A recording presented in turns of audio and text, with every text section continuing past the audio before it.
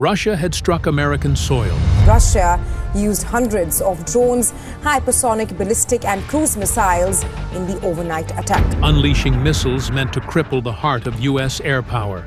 Explosions tore through the Alaskan dawn, fire climbing hundreds of feet into the sky, the ground trembling as if the earth itself recoiled. For the first time in generations, Americans watched their homeland under direct assault. No, I'm not happy about anything about that war. Nothing. Not happy at all. We'll see what happens. The silence that followed was heavy, almost unreal, as though the world held its breath. Yet within those moments of fear, another truth stirred. A truth that would reshape the battle to come. Because Russia's gamble was not only reckless, it was the beginning of its undoing.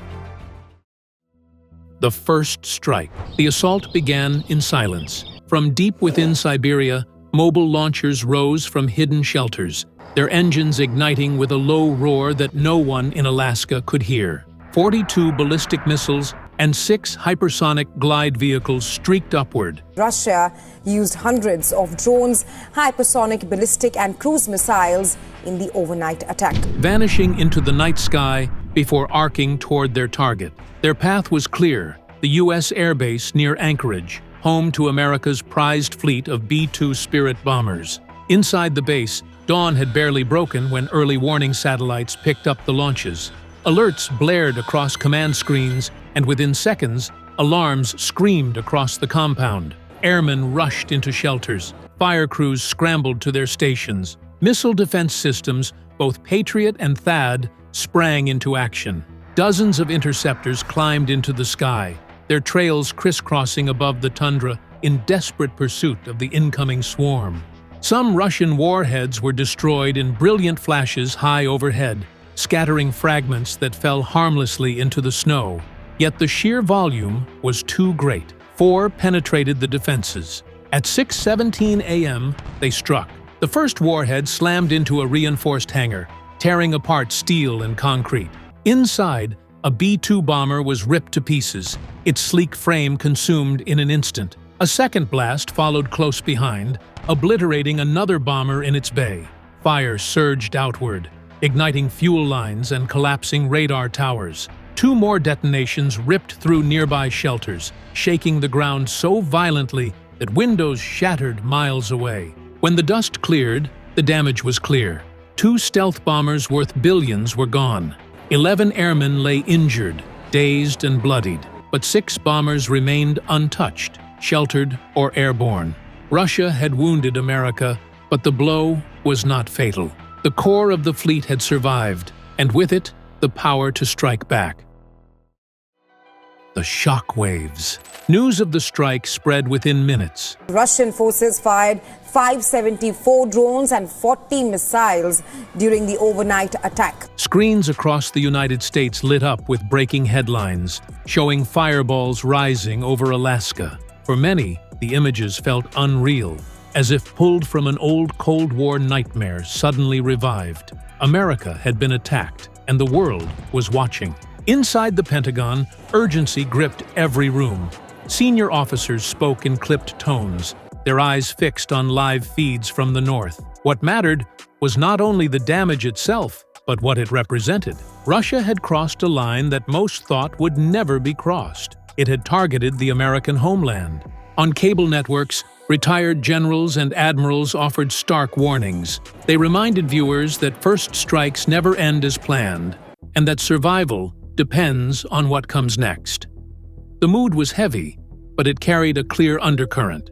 The United States would respond. For Moscow, the choice had seemed bold: to cripple America's stealth bombers before they could ever leave the ground. But in trying to wound, they exposed themselves. They revealed their willingness to escalate, and in doing so, gave Washington both the justification and the will to strike back harder than ever. What Russia hoped would look like strength now looked like a miscalculation. Gathering the intel.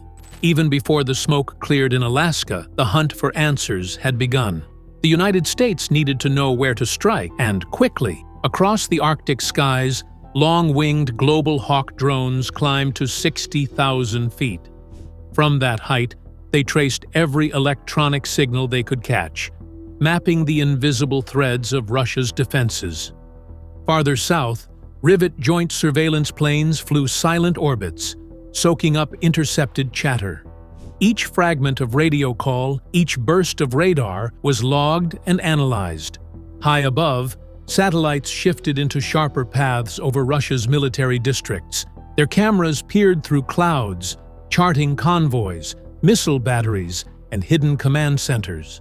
In dimly lit operations rooms, analysts worked without pause. They stitched together a living map of enemy strength.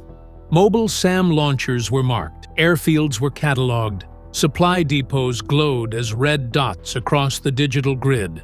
Cyber teams slipped quietly into networks, looking for weak seams to widen later. By nightfall, the outline of Russia's deployments became clear. Their early moves to reinforce positions had left gaps, blind spots no defense could cover. And those gaps were all the Pentagon needed. The strike plan took shape, piece by piece. It was not going to be simple retaliation. It would be something larger, a statement that would reach Moscow's core. Iron Retribution Plan. By the time July 4th arrived, the response was ready. The plan carried a name whispered with weight inside command halls. Iron Retribution.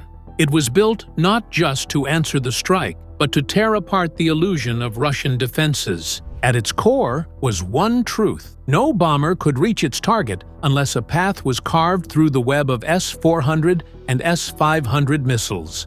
Those systems could lock onto targets far beyond the horizon, their interceptors screaming through the air at hypersonic speeds. If left intact, no strike force could survive. So the mission began with stealth and silence. F-35s would move first, flying low, their sensors quietly scanning for threats without giving themselves away. Data from each aircraft would link together, creating a moving digital map of the battlefield. Behind them came the Growlers, their jamming pods ready to drown Russian radars in waves of false signals.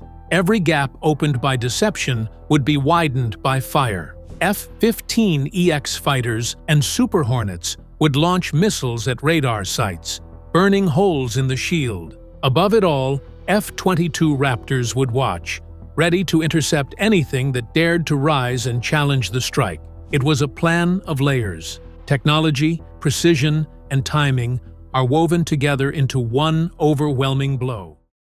Execution of the strike. In the early hours of July 5th, the quiet ended. The strike force crossed into Russian airspace under the cover of darkness. Tankers peeled away, leaving the combat aircraft to move alone. Every pilot knew the risk. Every second mattered. At 2:13 a.m., the first move began. Growlers released their full power, flooding Russian radar bands with noise. Screens inside bunkers filled with ghost echoes, false targets dancing and disappearing. Operators shouted in confusion, unable to lock onto anything real. Through that chaos, F-35s crept forward at low altitude. Their sensors marked the glow of missile batteries still alive, feeding coordinates back to the strike package. Within minutes, American fighters loosed more than 60 anti-radiation missiles. They hunted the signals of Russian radars, diving toward them even when operators tried to switch them off. Explosions scattered across the countryside, and air defense batteries were silenced one by one. With the path cleared, the heavy bombers advanced. B-2 Spirits opened their bays and released massive bunker-busting weapons, each one slamming deep underground before erupting. Buried command posts vanished in fire. Not far behind, B-1 Lancers unleashed waves of cruise missiles, weaving low through valleys, tearing into airfields and depots. Even the sea joined the strike. A submarine in the Barents fired tomahawks at coastal relays, snapping Russian communication lines in the same instant bombs fell from above. The shield was broken. Russia's defenses lay blind, and the storm had only begun. The aftermath. When the last American aircraft turned for home, the silence left behind was almost heavier than the roar of the assault. 5 major Russian bases no longer looked like fortresses. They were smoldering wrecks, scattered with craters and burning fuel. Command bunkers that once directed whole regions were nothing more than collapsed concrete. Runways lay shredded, hangars ripped open, ammunition stores still bursting in sudden flashes. Not a single American jet had been lost. The strike force returned intact, their mission executed with precision that stunned even seasoned commanders. Russia's defenses had been gutted before they could fire back, blinded and broken by speed, stealth, and coordination. Across Russia, confusion spread. Pilots sat grounded, unable to take off from ruined airfields. Commanders struggled with shattered communications, their voices cut into fragments by destroyed relays. What had begun as an attack meant to weaken America had ended by crippling Moscow's ability to fight. By the next day, satellite images reached global newsrooms. Viewers around the world saw the blackened scars of runways, the smoking remains of missile stockpiles, and vast fields of wreckage. The message was unmistakable. No wall of defenses, no matter how advanced, could withstand the full weight of America's response. Russia's gamble had ended in ashes. What began as a strike to cripple America instead exposed the limits of Moscow's power. 2 bombers were lost, yet the core of the fleet remained, and the counterblow shattered 5 of Russia's strongholds. The lesson was clear for anyone watching. First strikes do not decide wars. Resolve, planning, and precision do. For the United States, the operation was more than retaliation. It was a reminder to the world that its strength was not just in weapons, but in the certainty of its response. Some risks carry a price too great to bear.